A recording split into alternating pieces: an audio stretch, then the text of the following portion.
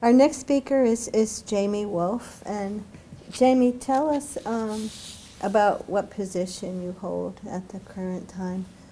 Well, right now, I have my own consulting firm called Wolfe Consulting, and I do disability training, research, and evaluation. And tell me more about what you do with the kids. I saw your brochure online, I think. I have a contract right now with the Developmental Disability Council to run Junior Partners in Policymaking, which is a week-long course for people 15 to 22 that have disabilities and that are from Delaware. And what we do is we teach, I see it as two different but equally important pieces. The first piece is self-determination, having them decide what do they want out of life, where do they want to live, or are they living now in a place they like, do they want to move out, do they want to stay, do they have a social network, have they chosen their social network? A lot of times parents do it. So are there any things that they want to change in terms of what their parents have chosen for them? What type of job do they want? Do they want to go on to further education? And anything that helps them to decide how they see their future, not the parents, not the family, not the caseworkers, but how the person, him or herself, wants their future. And also the second part of that, which self-determination leads into, is self-advocacy. If there is an issue personally or with an agency that they're dealing with, or in the school, or with their parents, or with friends, how do you advocate for yourself? How do you negotiate? How do you get the things you need in order to make yourself to get yourself where you are? And we also do exercises in advocacy for legislators. The last day, we go to Legislative Hall, and we have, it's kind of like, I think a TV show is called The Voice, where the people sing and the performers give feedback. Well, we have usually two legislators, or a legislative aide and a legislator, listen to their testimony, and each person does give testimony on whatever they want. And then the two legislators, or aides, or both, they give feedback and say, this was really good in points A, B, and C. You might have helped if you said this in point D. Oh, that's good. So you're getting it from the policymaker's perspective. It strengthens your work. That's cool. Right. That's great. And sometimes the director of the Developmental Disability jumps in, and so do I sometimes. And how many years have you been doing this? This is my second year. Yeah. Junior Partners in Policymaking runs every other year, runs the odd years. Then they have an Adult Partners that runs the even years. And you just do the junior? For now, yes. Because you are the senior? It's such a great thing to do. So what was your defining moment in the history of the field, but also in terms of working with these young people? Well, in terms of the young people, I think the first class I did, we got it at the very last minute, and we turned it around and turned out to be very good. It turned out to be excellent.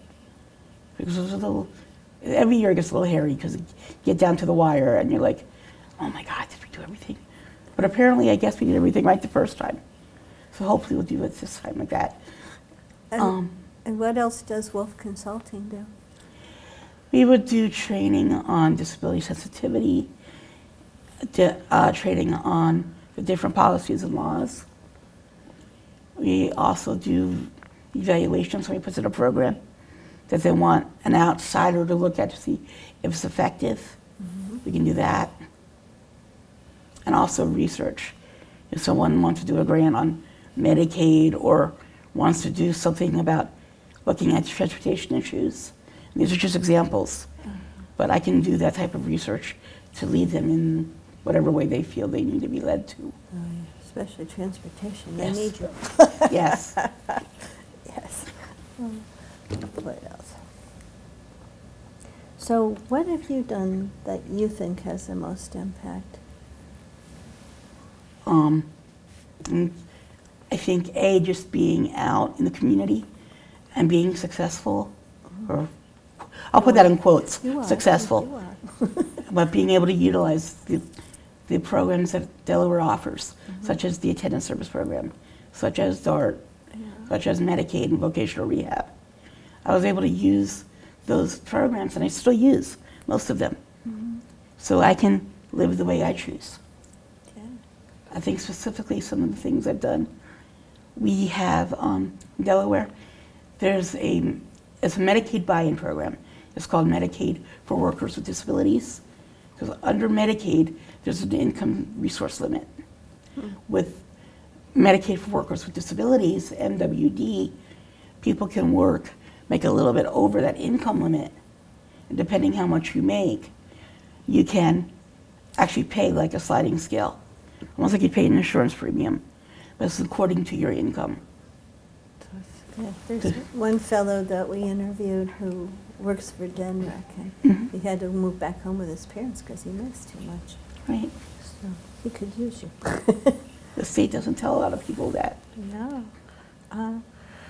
So this question is, how do you define an institution, and did you ever live or work in an institution? Never lived and I never worked purposely. Yeah. An institution is a place where you go where you think you're getting good services, but in an institution, it's a congregate setting, it's a big setting, and you have no privacy, you have no choice. When they say it's time to eat breakfast, you go eat breakfast. When it's time to get up and get dressed, you get up and get dressed when they tell you to. You're giving away a lot of your own privileges that I would have in my own apartment. And a lot of times, you wouldn't be doing anything during a day. You just kind of hang out and sit there, from what I've seen. Yeah. And one real basic thing that people don't understand, you have to sign in and out. So if you want to go to the mall, A, you have to get permission. B, you have to sign in or sign out, say how you're getting there, who you're going with. And when you come back, you have to sign back in, saying that I'm here. Just like when I was in college 50 years ago, right? Yeah. But at least college, you had a choice. Sort of. Yeah. Well, I mean, at least you could choose what you wanted to eat, when you wanted to go to bed, Yeah. what you wanted to do that night. And in institutions, you don't get that. So limited choices, probably the hardest thing, huh? Right. It would be for you and me. Right. Yeah. People go to institutions, they think for services. They're not going there for the bricks or mortar. And if you don't like where you live, you move to a different house. Same thing if I don't like where I live, I would move somewhere, but make sure I had the same support in my other place, wherever that would be. Right. So, were you involved in the passing of ADA or IDEA, and if so, how? Well, not really either, because when IDEA was passed, I was 10 years old. But I was the first student in the segregated school to go into a regular school system once it passed. Which was good. Yeah. And the ADA, I helped a little bit with letters, but I was in college. So I was busy with, college stuff. What did you major in?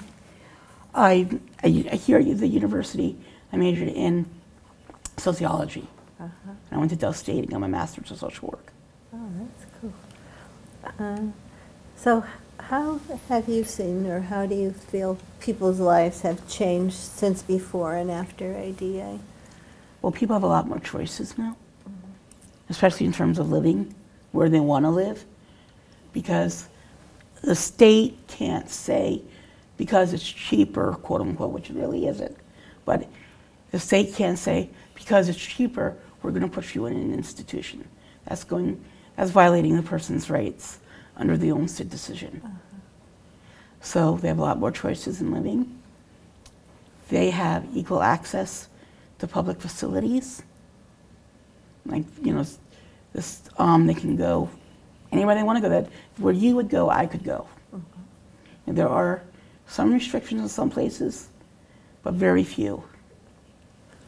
And one thing, what was his name?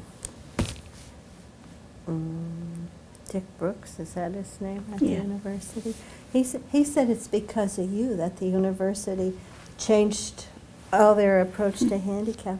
Trabant was president when you were in school? I think so, yes. Yeah. Tell me why Dick would say such a thing as that, because that's pretty important, and he was really impressed. I thought it was important because students, particularly with physical disabilities, couldn't get around campus easily. A lot in Memorial Hall. Now, that's where the College of Arts and Sciences is. That's where my college was. Oh, I couldn't get into that building. No.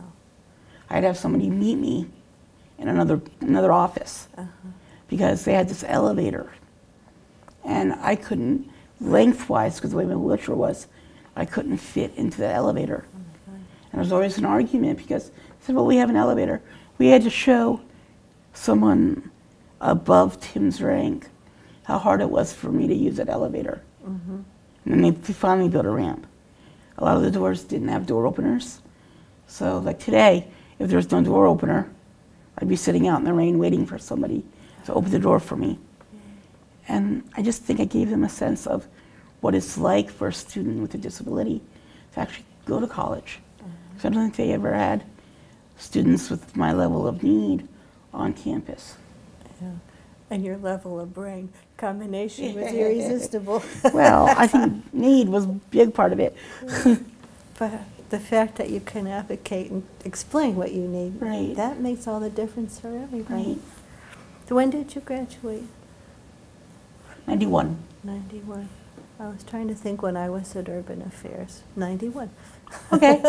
So we probably must have passed and didn't know Right. it. And what more do you think in terms of all of these things, AUD and elsewhere, what other things need to change to physically make better, more accessible places around? Well, in terms of buildings and everything, I think there should be some type of door opening mechanism on all doors. Yeah. All classrooms should have an ADA doorway that a chair like mine can get through. When I taught, I worked in this center actually for like a little after it was a little bit more than 10 years. Yeah. And I taught a class, and one of the classes we had one semester, the doors were beautifully wide, but you opened it and there was a bar down the middle. Oh, for heaven's sake. So I could get everything but this side, the left side, in the building, in the classroom. Huh. So, and I think that the ramp should be where everybody else goes into a building. A lot of buildings here and a lot of different public places have the ramps around the back, where, I should be able to go in the same door that everybody else goes in. Yeah. And one last thing, I think universities and colleges, especially universities like the University of Delaware of this size, should have some type of attendant program or some type of list that people that want to come to the school but can't just because they don't have an attendant. They may be out of state. And if they're out of state, Delaware Medicaid won't cover them. And whatever state they're in, that Medicaid may not cover them either because it doesn't go the same in each state. Is that something, who's that guy, Alvin somebody and his son who have a program, it's actually a maintenance program for kids to come and learn how to do stuff, but it might be some kind of a program where kids could be trained or do that as work study, do you think? Yeah, I think you'd want somebody committed to doing it. Yeah. Because if the person isn't committed, I hate using that word, but if they don't feel a certain dedication to it, Yeah. then, you know, they're not going to come the next morning and get the person out of bed. Yeah. So work study is a good idea, but I think it needs to be something a little bit more. Because I wasn't thinking about getting them out of bed. I was just thinking about handling them around the school. But Now I'm talking about, it's a deeper, bigger picture. right? Yeah. Because, you know, I went to one school that had an attendance service program, or they called it an attendance service program. It was a really, really small town in North Carolina, smaller than Dover. Huh. And you still had, it was like living in a nursing home. Oh. You had to be in bed by midnight, otherwise you were in the chair all night. Oh. It was like a dorm situation? Yeah. Yeah. But it was a dorm inside the infirmary. Oh, weird. You know, I don't want to live in an infirmary. No, I don't think so. You're No. not. That's strange. And how many students in college want to be in bed by 11:30 on Saturday night? I remember getting in trouble because I forgot what time it was and called my father at 11:30. Yeah. Scared him out of his wits. Yeah, Gate, you know? exactly. I know. So, But so how was that funded? How did they do that? usually the state Medicaid programs fund Yeah. things like that. So, But like I said, Medicaid doesn't travel across states. that's really stupid, isn't it? Yeah, I mean, especially as close as we are to Pennsylvania and Maryland. Right. That's really awful. sometimes vocational rehab will cover it. Just depends on if it's a program spec. So it needs to be changed at a federal level then. Right. Yeah. But would the states complain if you did that? It depends how you do it. Yeah. Because Medicaid has what they call menus. One menu is the menu of required services they have to provide. The states have to provide. The good thing is the federal government will give you the match up front. And then there's another menu, optional services. And that would be what? That would be if the states wanted, like all the community-based services that help people like me and Emmanuel live the community, those are considered optional. They don't have to have them. If the state wants it, they have to put up the match, and the feds cover it. But if the feds say you have to have it, the feds put up the main match, and the states have to match it.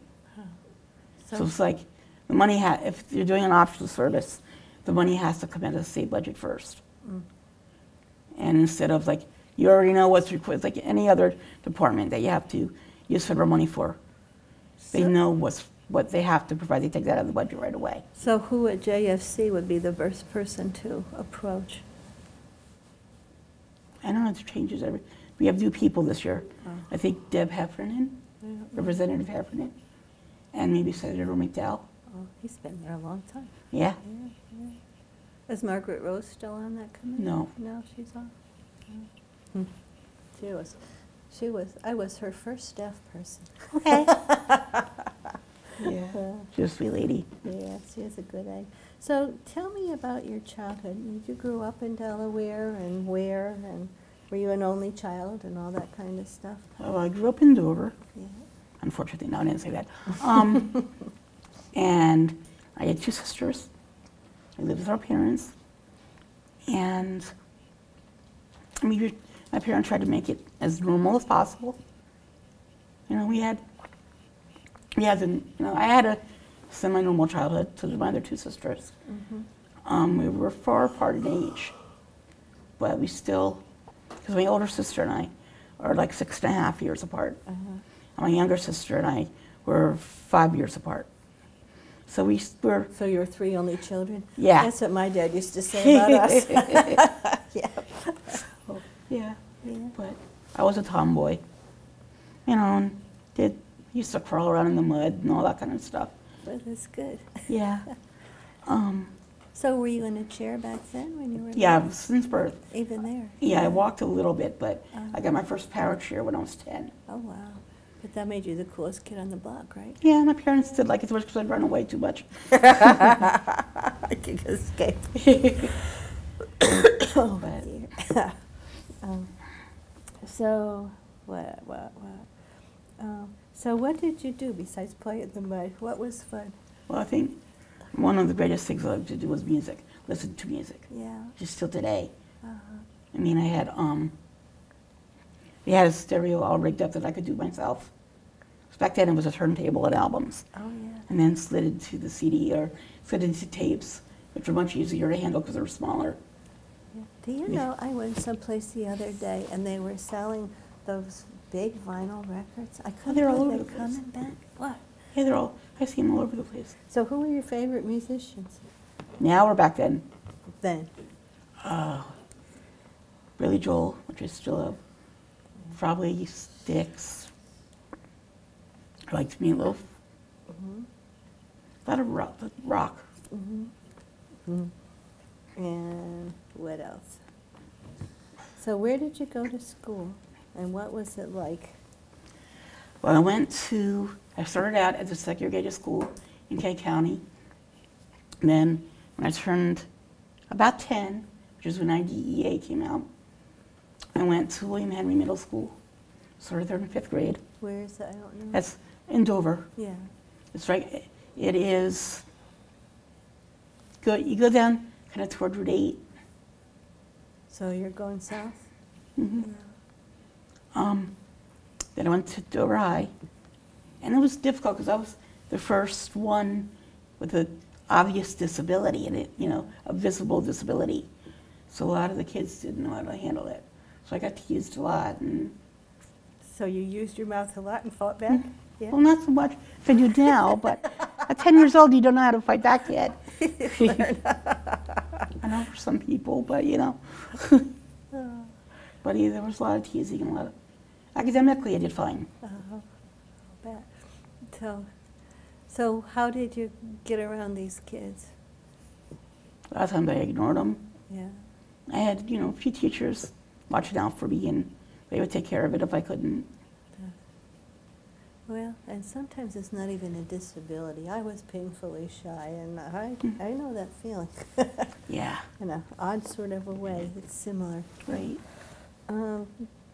Did you have everything that you needed to get around in a school in those days? Yeah. When I got the power chair, I did. Yeah. And I had, good friends that helped me. And you didn't have a school with 2 floors or anything? That was all one floor. Oh, that Both was schools lucky. were That was really one floor. lucky. And did they make you take gym class? No, I could take theater instead. That's good. Today might be a little bit more difficult, but way back then. Yeah, in New York State where I grew up, it was required. I hated that stuff. But theater, that would be good. Yeah. And do you have any roles in the plays? I had a couple plays. Yeah. Yeah, one play was done by Jules Pfeiffer, It's and it was funny. just a bunch of comic strips Yeah. from his works. So I had a couple roles in that, and I was in one. I think it was Whose Life Is It Anyway? They needed a lot of female roles, female actresses. Yeah. So I was in that. I was about, one of the little people in the corner. So what did you want to be when you grew up? You want the whole list or a condensed list? Everything you think is appropriate. Well, okay, we'll leave out the inappropriate. Now, Yeah, that too.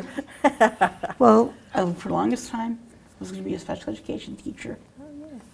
Then I was thinking about doing something in social work. Then I wanted to do rehab counseling in a rehab hospital. People who had newly acquired, disabilities, spinal cord injuries, brain injuries. Oh, yeah. Work with them. Then I wanted to be a journalist. Then I was going to be an actress. And you were all of the above. Yeah. So, but I went the social work way. And my first job in social work, I figured out that I really don't like this. Yeah. So that's why I went into the advocacy, because social work, you have to deal with the policies that are already in place. And the policies didn't work for a lot of the people that I worked with. Yeah. So I decided, okay, let's change this around, do community organization, which is a part of social work, and change the policies so they do work for everybody. So you never went to the College of Urban Affairs? You would have fit right in there. I tried, but no. There's still awesome people around, but that's what I did my master's thesis on lobbying. So, Okay. So, Did you take political science courses in your new major? Yeah. So it's all the same stuff then, huh? Who did you have? I don't remember from poli-sci. I took a couple courses. Yeah. But, When you were a young adult, did you date people? What was that like? well, I really didn't date that much. Yeah. And what else? As an adult, tell me about your life now. Where do you live, and do you have a roommate, and what else? Do you wish you could live somewhere else, it says? Okay, one at a time. Right now, I live in Dover, and I live on my own. I have attendants that come in to help me with my personal needs, but I do have my own apartment. I tried roommates for a few years, and I hated it. It was just a lot. I like having my own space, my own control. I'm a control freak, I can't help it. And, but I have thought about maybe like in a bigger city at first. And I I didn't go for that because most of my family was in Dover. And because my mother and my sister passed. So when my sister passed, my older sister wanted me to move to New York. Oh, is that where she is? Yeah, she lives in Manhattan. Oh, man. So we'd be closer together in case I needed something. And I told her I didn't want to move to that big of a city. Yeah. And the only city that I would make money in to be able to live by myself, live on my own, would be DC because of the lobbying and the advocacy. Yeah, yeah. And she agreed with me, and I said, let's try it this way. And there's been the ups and downs, believe me. But for the most part, I've got a really good circle of support. Oh, it helps, I think, maybe to be in the community where you grew up, because there's still Yeah. people that know you as a person. Right. Yeah. Did you ever live in D.C.? No, I've been there a lot. I've never lived there. I remember Jerome Lewis in Urban Affairs. He was, I'm worried about that Kim. She has Potomac fever. I love D.C.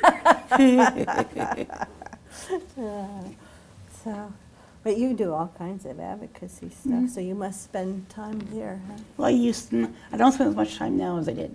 And how did you get there? Usually a train. Oh, yeah. There was a Attendant. train from Dover? You had to come We had to go to Wilmington. Yeah. But we would, because I have a van with a lift on it. So you could get to the train station. Right. Did you see Joe Biden a lot on your train? I did. Yeah. In fact, one time, an attendant and I were waiting for paratransit. So I didn't have my my van at the parking lot. And Senator Biden at the time was walking off the train and getting ready to walk out. And at least he knew my name, because I did share the DD Council for about 10 years. So when I saw him walk by, I said, hello, Senator Biden. And he said, hi, how are you? I'm like, I'm fine. I'm Jamie Wolfe, the chair of the Developmental Disabilities Council. Oh, yeah, I remember your name. What kind of protests and messes did you get into? A lot of it was with ADAPT, Yeah. about closing nursing homes and having attendant services. Those are national. In the state, I've done a lot of protests for transportation. And what's ADAPT? What does that mean? ADAPT, it stands for Americans with Disabilities for Attendant Programs Today. It used to be for accessible transportation, but after the ADA, when it was mandated, they went toward nursing homes, closing the nursing homes down, and making sure they had enough, getting the money for attendant services. And because earlier I mentioned that Medicaid has those two programs, the menus, the optional and the required. To live in a nursing home is a person's right. To live in the community is a person's privilege. Huh, it should be both rights. Right, or should be turned, leave the nursing home as a last resort, if they even need that level of care. So we did a lot of those marches. In Delaware, a lot of it was paratransit. One specific policy they had years ago was if you made a reservation and you didn't meet the bus, they called it a did not show, DNS. Yeah. If you got 3 or more DNSs in 1 month, they would cancel they would suspend your service for a whole month. Oh, yeah. So like, what about the people that work or need dialysis or need medical attention? Yeah. Or in the hospital when you Right. go. Yeah. They said that doesn't matter. They're suspended for a month. Yeah. So we got that changed.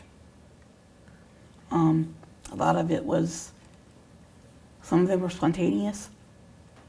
One driver, while I was going up, the buses, they stop at the county lines. So if you're in Kane County and want to go to Newcastle County, you have to transfer a bus in Smyrna. At the Smyrna rest stop? Right. So the regular dark bus doesn't do that. I take the 301. I know. And it goes all the way. That's I know. crazy. Why do they do that? Terminology. That's nuts. They're not saying it's a fixed route bus anymore, it's a commuter shuttle. Oh. If they called it fixed route, they would have to do it. But that seems insane. I mean, that's just, would make I sense know. to take you all the way. I know. And but I had one, the driver was like an hour late. And I said, I'm not paying for this ride. Yeah. And they were pulling out, and they called dispatch and said she has to pay for the ride, otherwise she's not going to ride the bus. Oh. So she turned around, went back inside the parking lot, and I got the bus, made the bus stop. When I got a lift, there's a way, but it's my secret. I don't want everybody to know how to do it. But the bus couldn't drive. Huh. And I said, I'm going to Newark, and I am not paying for this ride. So you may want to call your supervisor. Probably you already knew the supervisor Right. too, right? And another friend saw me go back. He got his driver to turn around to see what's going on. And we were calling for the Delaware coordinator for ADAPT to come and get newspapers. And they were there. I got the ride. I'll bet you did. Yeah. Because you don't back down. So you're talking about these marches. Is that like that thing Denise did from Philadelphia to D.C.? No, I wanted to do that. Yeah. But I was sick at the time. So what kind of marches were you involved in? Not many marches, just, well, in D.C. with the attendance services, you know, getting attendance services as a right, Yeah. we would march. And how did you do it? What do you mean? I mean, how were there like just a backup bus, or did you just wheel your chair down the People main just street? wheeled their How'd you do it? chairs down the street Yeah. and chanted. And blocked this traffic? Hmm. So that worked, right? Blocking the traffic in D.C. Yeah. You know, we were peaceful on the road anyway. Yeah. we were always peaceful. It And was then peaceful. what happened in terms of the police and the traffic and getting through and doing stuff? The traffic didn't like us, No. but the police helped us get across. Also, that was good. And how many went? Oh, there were usually, when I went, there were like 500 to 600 people from all across the country. That's a lot. Wow. And so, where did you stay, and how did it all? How was it organized? Well, I usually, when I went to DC, actually, they stayed at usually like at a Holiday Inn type hotel. Yeah. And there were day leaders who organized everything, where we're going to march, where we're going to block off. And they would let the they wouldn't tell anybody but the color leaders. And the way it worked, they had colored teams. There was a red group, there was a green group, there was a black group, a white group, you know, Yeah. just so they keep it organized like that. And they would tell the colored leaders what was going on the next day, but they wouldn't tell everybody else.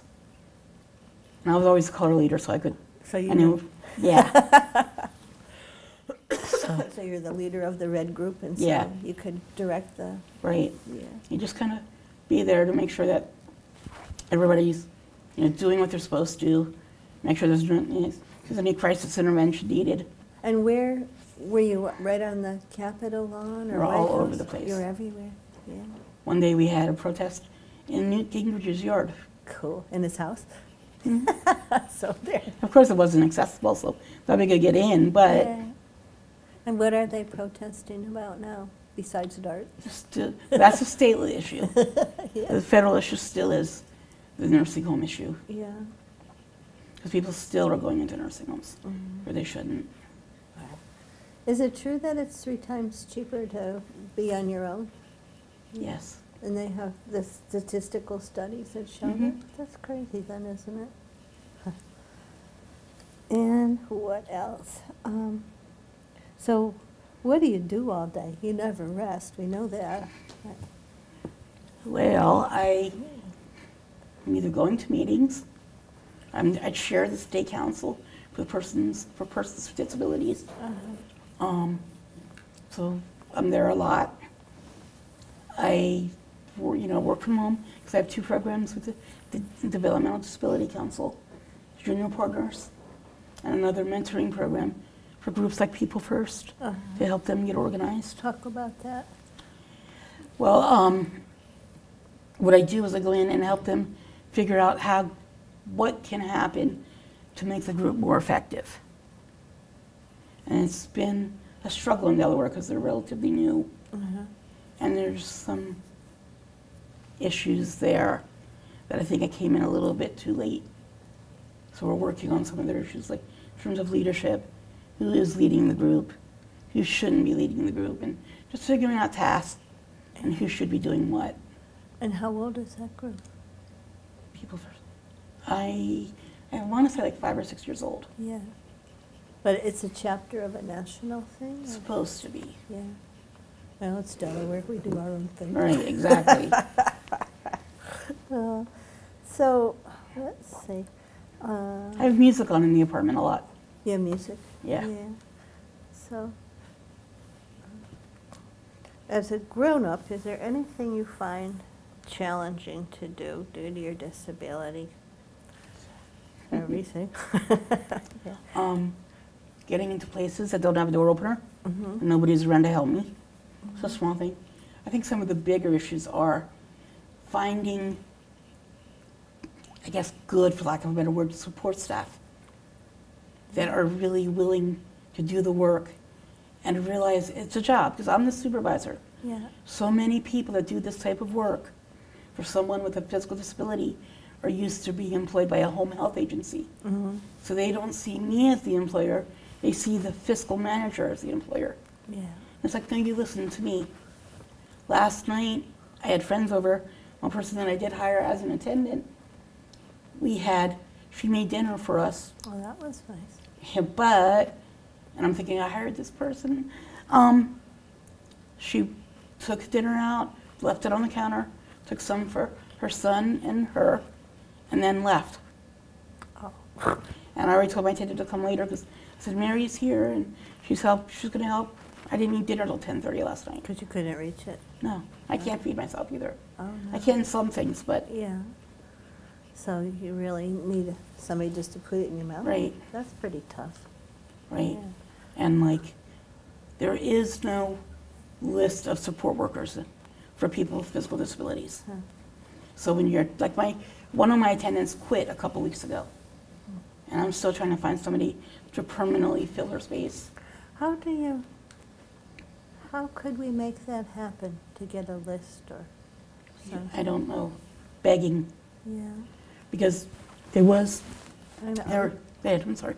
What, are there agencies that handle those things? It wouldn't seem like it would be so hard. There are agencies that do home health, Yeah. but not the attendant part. Because I've used home health. Uh-huh. And the home health tells me what I'm going to be doing in my own apartment. I don't think so.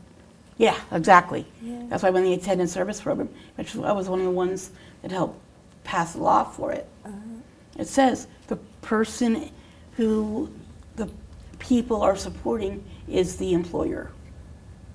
Yeah. And most of my attendants understand that.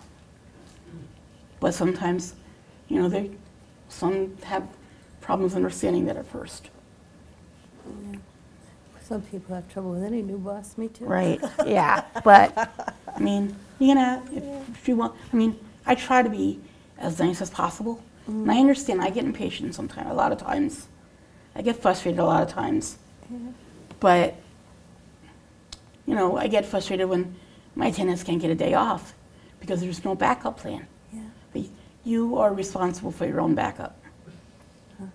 And when my sister and mother were here, and they were alive, there was no issue. Yeah. My sister would either come over to me and stay the night, or I'd go over to my mother's. And I'd have to stay in the chair because she had a 2-story house, Yeah. which I think was purposefully. She got a 2-story house because she didn't want me staying over, but that's something different. But that's teasing. But my sister would give me all kinds of pillows and stuff, and they would let me stay over there, so I wouldn't be alone if I needed something. Yeah. But when they left, I mean, I have really close friends that'll help, but a lot of them live up here. So it's harder and harder. Right. So I think that's one of the biggest challenges, a person who wants that type of control to be on their own and have the proper support people. Yeah. And be willing not to be walked over. I keep going back to making a list of those things. That seems like it would be doable. What kind of a grant do you need to pull it together? I don't know if a grant, because there's money there. Yeah. It's Medicaid money. You probably get grants from, like some of the national health care. Yeah. They give grants. Probably get grants for that. But the big thing is people. There's such a small pool of people that are, I mean, Mariela's the woman that quit about 4 or 5 weeks ago, right? And she, I thought I found this one person, and she's doing an application, and it's almost done, but she's a friend. Yeah. And I learned the hard way. If you want to be friends, you hire the stranger first. Yeah. That, like any other type of employment, the friendship hopefully will blossom. But you can still have that objectivity. That's really an interesting thing. It's Right. probably true of lots of stuff, though. Right. Yeah, that is tough. So, do you think you're treated equally or the same as other people our age? Most of the time, yeah. Yeah. I mean, there's still times when I'll be in a restaurant or be in the supermarket or wherever, doctor's office, and I'll ask my attendant, does she have this, like the doctor's office, does she have diabetes? Does she have this? She's like, I don't know, ask her. Great answer, Yeah. right? Ask her, why not? That's the brain right there. Right. Does she want more soda? I don't know. That is kind of awful, isn't Yeah. it? Yeah. Insulting. He's sleeping. So, you feel like you're in charge of your own life, probably more than most people, huh? Yeah, for the most part. Yeah. And do you feel like your voice is heard? Yeah. Yeah, I think so. Yeah. I hear at least 25 people we've been interviewing. You'd be amazed how many mentioned Amy Wolfe. You're a famous lady. If you had a magic wand and you could change anything about your life, before, now, after, what would it be and how would you change it? So we know transportation and door things, but what else? Yeah. Attendant services, support people. To see everyone with a disability as having a disability, not as a intellectual disability and a mental health disability, not physical, but a disability, so services could be equally provided. Yeah. Are they provided better for some things than others? I think personally, and some people will disagree with me, but people with intellectual disabilities get pretty good support. In fact, I just had a bill that didn't go through, but direct support workers who worked with people with intellectual disabilities, and probably some of the Division of Substance Abuse and Mental Health, their group homes, people that worked in places like that would get a raise. Oh, that's sweet. Well, that was a bill. People with physical disabilities were left out of it. But the bill didn't pass. No, because they don't have the money to do it. Well, But believe me, I was like, yeah, you're forgetting a group here. yeah. They're probably the most vulnerable. Magic wand would be for everybody to live where they want, how they want, with the supports they want. And that's fair, across the board. Right. So, what else? If you could tell people one thing about yourself and your own lifetime, what would it be? What message do you want history to talk about you? I mean, if they were going to write about you in a textbook for sociology or something, what would it say about you? I guess don't be afraid to live the way you want and to have your voice heard. If you want to live in a 4-story mansion, go find ways to do it. Yeah. You may have to get a job first, and but yeah. But you can Don't do be it. afraid to live the way you choose. Yeah. And that's a pretty powerful statement, actually. And that's what you're passing down to the kids who come Right. to your program. Right. Yeah. And what else? Oh, and ADA. How has it impacted your life, and I don't know, what case studies or whatever do you know about it? And Well, I do know it impacted my life because when I was sick back in '03, I had to go to a physical rehab. And they were saying, the social workers in the rehab were saying that I need to go to a nursing home. Because Delaware doesn't have overnight support, which I need because I have breathing issues when I sleep. yeah. I said, well, they better get it. And luckily my friends know the ADA probably even a little better than I do. And they would say, no, that's an homestead violation. Sure. Delaware's got to sue Jamie. And in fact, we had a meeting, because I went 2 months back in '03, I guess, without any formal support. My family was helping me either monetarily or physically. My friends were helping me physically. There were nights when I was in the chair. And we had this meeting with one of the state divisions. And I said, isn't there a pool of either people or money that we could work with until we get this straightened out? Yeah. And the state people that were sitting on my couch, I remember, there were like 4 of them. They all in sync said nursing home. Oh, isn't that weird? And my friends were like, no, that's an homestead violation. It is. So they kept me out of a nursing home. Huh. And it continues to keep me out of a nursing home. So you could or could not go into a nursing home? I mean, you didn't want to, right? No. So. It's even written in my living will that I will not be, even for rehab, I don't want to be in a long-term care setting. Mm-hmm. So there was nothing for you to be on your own? They finally got it, set up with a lot of legislators' help. Yeah. I mean, I went knocking on their doors saying, I need help. I don't know where else to turn. So what else do you want to let people know about for the good of the cause? And, well, friends come in all different ways. You don't have to be, unless you choose that, all your friends don't have to have disabilities. Oh, no, and they shouldn't. No. Right.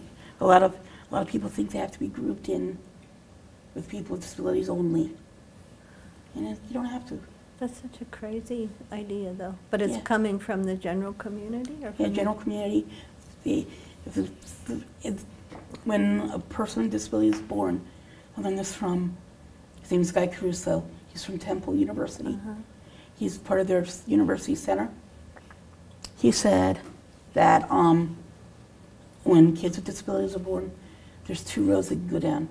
Either a client road, where they go to a segregated school till they're 21, and then go into a sheltered workshop and stay there till they can't work anymore or until they die. And they make $1 an hour. Oh, jeez. Or you could go down the citizen road, which is you go to, as soon as possible, you get into a diploma program. You may have to be in special ed for 21 years, but you may not. Look at the potential of what's there. Yeah. Then you either go on to post-secondary, or you get a job that you want, you vote, you live in the community. And that's what kind of what I want people to go into.